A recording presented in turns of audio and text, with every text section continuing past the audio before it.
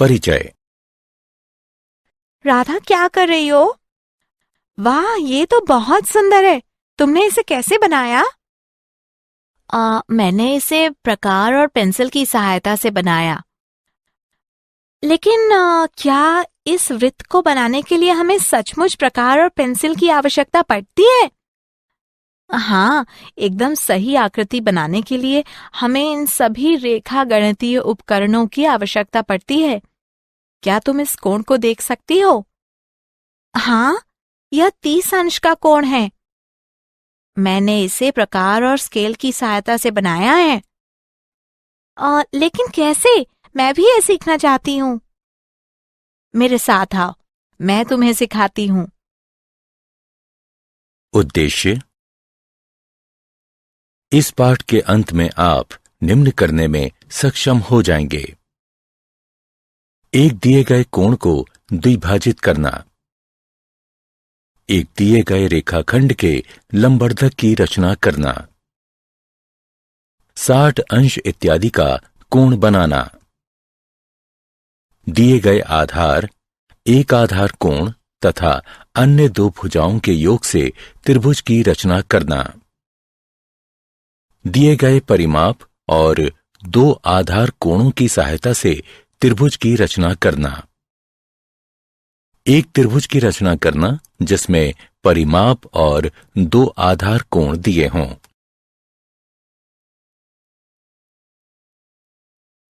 परिभाषा। रेखा गणित में रचना से तात्पर्य आकृतियों, कोणों और रेखाओं को सही सही बनाने से है। इन्हें हम प्रकार, अंशांकित पटरी और पेंसिल की सहायता से बना सकते हैं। कुछ रचनाओं में जहां माप लेने की भी आवश्यकता होती है, हम अंशांकित पटरी और चांदा का भी प्रयोग कर सकते हैं।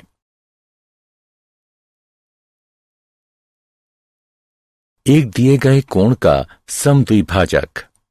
मित्रों, हम वृत्त एक दिए गए रेखाखंड का लंबार्धक और 30 अंश और 45 अंश के कोण बनाना जानते हैं।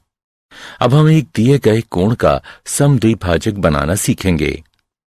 माना कि कोई कोण ABC है। अब हमें इस कोण का समद्विभाजक बनाना है। सबसे पहले हम B को केंद्र मानकर किसी भी त्रिज्या का कोई चाप लगाएंगे जो BA और BC किरणों को क्रमशः E और D पर प्रतिच्छेदित करेगा। फिर D को केंद्र मानकर DE की आधी लंबाई से अधिक की त्रिज्या लेकर हम एक चाप लगाएंगे। ठीक इसी तरह E को केंद्र मानकर DE की आधी लंबाई से अधिक की त्रिज्या लेकर हम एक और चाप लगाएंगे जो पहले चाप को F पर प्रतिच्छेदित करेगा। अब हम किरण BF खींचेंगे। यही किरण BF कोण ABC की समद्विभाजक है।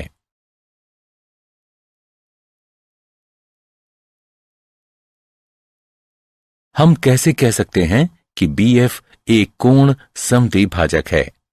चलिए इसे सिद्ध करते हैं। DF और EF को मिला दीजिए। अब त्रिभुजों BEF और BDF में BE बराबर BD, क्योंकि ये एक ही चाप की त्रिज्या हैं।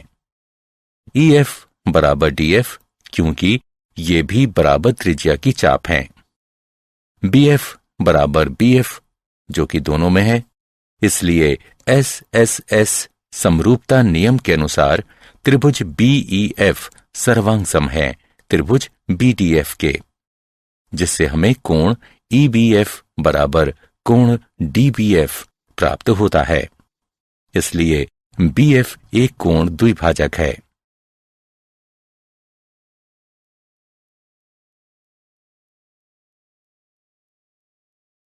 दिए गए रेखाखंड का लंबार्धक। अब हम एक दिए गए रेखाखंड के लंबार्धक की रचना करना सीखेंगे। एक रेखाखंड AB है। हम इसके लंबार्धक की रचना करना चाहते हैं। रचना के चरण। सबसे पहले A को केंद्र मानकर AB की लंबाई के आधे से अधिक की त्रिज्या लेकर रेखाखंड ए बी के दोनों ओर एक एक चाप लगाइए। ठीक इसी तरह बी को केंद्र मानकर उसी त्रिज्या के एक एक चाप रेखाखंड ए बी के दोनों ओर लगाइए, जो पहले वाले दोनों चाप को क्रमशः P और Q पर प्रतिच्छेदित करेगा। अब PQ को मिला दें। PQ AB को M बिंदु पर प्रतिच्छेदित करेगी। यही रेखा PMQ रेखाखंड AB की अभीष्ट लंबार्धक है। चलिए सिद्ध करते हैं कि PMQ रेखाखंड AB का लंबार्धक है। A और B को P तथा Q से मिलाकर AP, AQ, BP और BQ बनाइए। अब PAQ और PBQ त्रिभुजों में AP बराबर BP, क्योंकि ये बराबर त्रिज्या की चाप हैं। AQ बराबर BQ, क्योंकि ये भी बराबर त्रिज्या की चाप हैं। PQ बराबर PQ, ये दोनों में हैं। इसलिए SAS समरूपता नियम के अनुसार त्रिभुज PAQ सर्वांग है त्रिभुज PBQ के। इसलिए CPCT द्वारा कोण APM बराबर है कोण BPM के।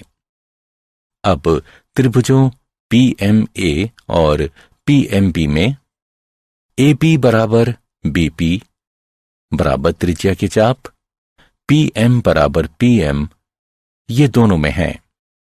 कोण APM बराबर कोण BPM जैसा कि ऊपर सिद्ध हो चुका है। इसलिए SAS समरूपता नियम के अनुसार त्रिभुज PMA सर्वांग है त्रिभुज PMB के। इसलिए AM बराबर BM और कोण PMA बराबर कोण PMB CPCT के द्वारा। रैखिक युग्म अभिगृहित का प्रयोग करते हुए कोण PMA जमा कोण PMB बराबर 180 डिग्री, अथवा हम इसे ऐसे भी लिख सकते हैं कोण PMA बराबर कोण PMB बराबर 90 डिग्री। इसलिए PM जो PMQ है रेखाखंड AB का लंबार्धक है। 60 अंश का कोण। हम 30 अंश और 45 अंश के कोणों की रचना करना जानते हैं। अब हम किसी दी गई किरण के प्रारंभिक बिंदु पर 60 अंश के कोण की रचना करना सीखेंगे। एक किरण AB है जिसका प्रारंभिक बिंदु A है।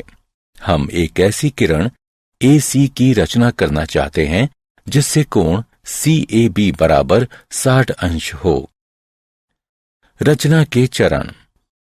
A को केंद्र मानकर किसी भी त्रिज्या का एक वृत्त का चाप लगाइए जो AB को किसी बिंदु पर प्रतिच्छेदित करेगा।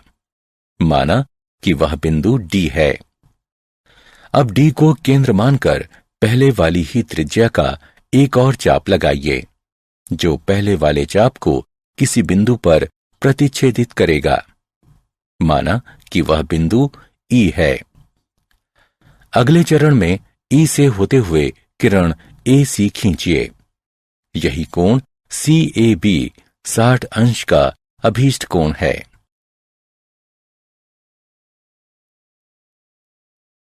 अब चलिए देखते हैं हम इस विधि से किस प्रकार 60 अंश का अभीष्ट कोण प्राप्त करते हैं। DE को मिला दीजिए। तब रचना के अनुसार AE बराबर AD बराबर DE है। इसलिए त्रिभुज EAD एक समबाहु त्रिभुज है। त्रिभुज EAD भी एक समबाहु त्रिभुज है क्योंकि कोण CAB 60 अंश का है।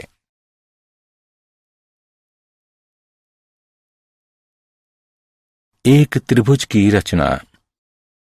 दिए गए आधार एक आधार कोण तथा अन्य दो भुजाओं के योग की सहायता से त्रिभुज की रचना करना। ABC कोई त्रिभुज है। BC जिसमें आधार B एक आधार कोण और AB जमा AC त्रिभुज ABC की अन्य दो भुजाओं का योग है। हमें त्रिभुज ABC की रचना करनी है। रचना के चरण। 1. आधार BC खींचें और बिंदु B पर दिए गए कोण के बराबर एक कोण XBC बनाएं। अगले चरण में किरण BX से AB जमा AC के बराबर एक रेखाखंड BD काटें। अब DC को मिला दें और कोण BDC के बराबर एक कोण DCY बनाएं। CY BX को प्रतिच्छेदित करेगी। यही त्रिभुज ABC हमारा अभीष्ट त्रिभुज है।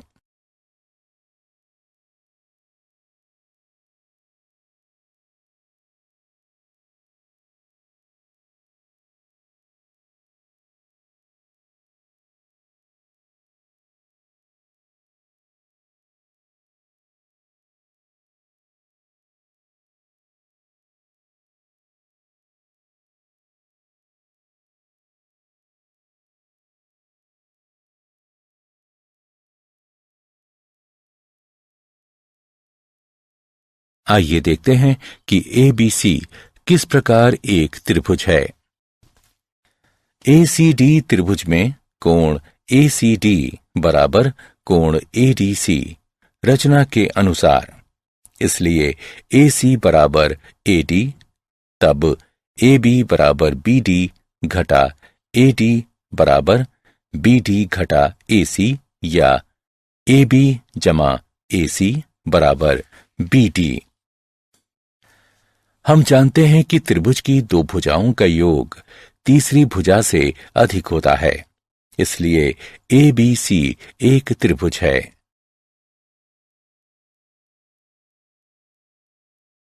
दिए गए आधार, एक आधार कोण तथा अन्य दो भुजाओं के अंतर की सहायता से त्रिभुज की रचना करना। आधार BC, आधार कोण B और दो भुजाओं का अंतर दिया गया है। यहां हमारे पास दो स्थितियां हैं। दो भुजाओं का अंतर या तो AB घटा AC होगा अथवा AC घटा AB होगा। हमें त्रिभुज ABC बनाना है। चलिए सबसे पहले पहली स्थिति का प्रयोग करते हुए त्रिभुज बनाते हैं। जब AB बड़ा है AC से और AB घटा AC दिया हुआ है। रचना के चरण। सबसे पहले आधार BC खींचें और बिंदु B पर दिए गए कोण के बराबर एक कोण XBC बनाएं। अब किरण BX से AB घटा AC के बराबर एक रेखाखंड BD काटें। अगले चरण में DC को मिला दें और DC का लंबार्धक PQ खींचें। इसे BX को एक बिंदु A पर प्रतिच्छेदित करने दें। AC को मिला दें। यही ABC हमारा अभीष्ट त्रिभुज है। चलिए अब दूसरी स्थिति का प्रयोग करते हुए त्रिभुज बनाते हैं, जिसमें AB छोटा है AC और AC घटा AB जो दिया गया है। रचना के चरण। सबसे पहले आधार BC खींचें और बिंदु B पर दिए गए कोण के बराबर एक कोण XBC बनाएं। अब किरण BX से AC घटा AB के बराबर एक रेखाखंड BD काटें। अगले चरण में DC को मिला दें और DC का लंबार्धक PQ खींचें। PQ को BX को एक बिंदु A पर प्रतिच्छेदित करने दें। AC को मिला दें। यही ABC हमारा अभीष्ट त्रिभुज है। चलिए दिए गए परिमाप और दो आधार कोणों की सहायता से एक त्रिभुज की रचना करें। माना कि कोण B और कोण C दिए गए कोण हैं और BC जमा CA जमा AB परिमाप है। हमें एक त्रिभुज ABC की रचना करनी है। रचना के चरण। सबसे पहले एक रेखाखंड XY खींचिए जो BC जमा CA जमा AB के बराबर हो। अब कोण LXY और MYX की रचना कीजिए। अब कोण LXY और कोण MYX को समद्विभाजित कीजिए। ये समद्विभाजक एक दूसरे को बिंदु A पर प्रतिच्छेदित करेंगे। अगला चरण AX और AY के लंबवर्धकों PQ और RS की रचना करेंगे। PQ XY को B पर तथा RX XY को C पर प्रतिच्छेदित करेगा। यही ABC अभीष्ट त्रिभुज है। उदाहरण। चलिए एक उदाहरण को देखते हैं जिसमें हम एक ऐसे त्रिभुज ABC की रचना करेंगे जिसमें कोण B बराबर 60 अंश, कोण C बराबर 30 अंश और AB जमा BC जमा CA बराबर 15 सेंटीमीटर है। रचना के चरण। सबसे पहले हम एक रेखाखंड PQ बराबर 15 सेंटीमीटर खींचेंगे जो AB जमा BC जमा CA के बराबर होगा। अब P बिंदु पर एक 60 अंश का कोण और Q बिंदु पर 30 अंश का कोण बनाइए। इन कोणों को समद्विभाजित कीजिए। इनके समद्विभाजक एक दूसरे को बिंदु A पर प्रतिच्छेदित करेंगे। अब लंबवर्धकों AP और AQ की रचना कीजिए जो PQ को क्रमशः B और C पर प्रतिच्छेदित करेंगे। अब AB तथा AC को मिला दीजिए। यही ABC अभीष्ट त्रिभुज है।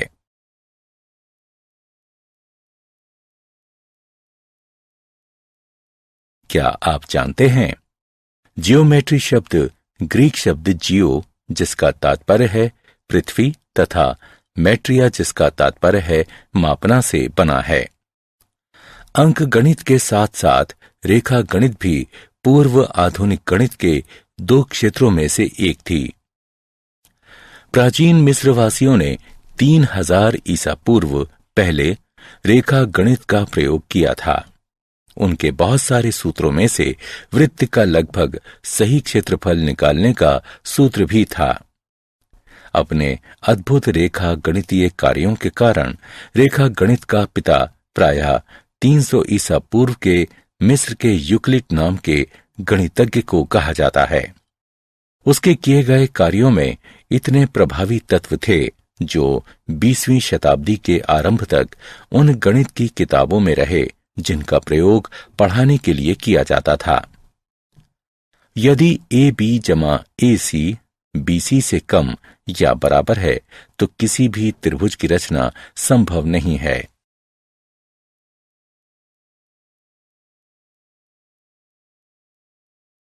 सारांश। आइए हमने जो कुछ सीखा है उसे संक्षेप में दोहराएं। दिए गए कोण को समद्विभाजित करना,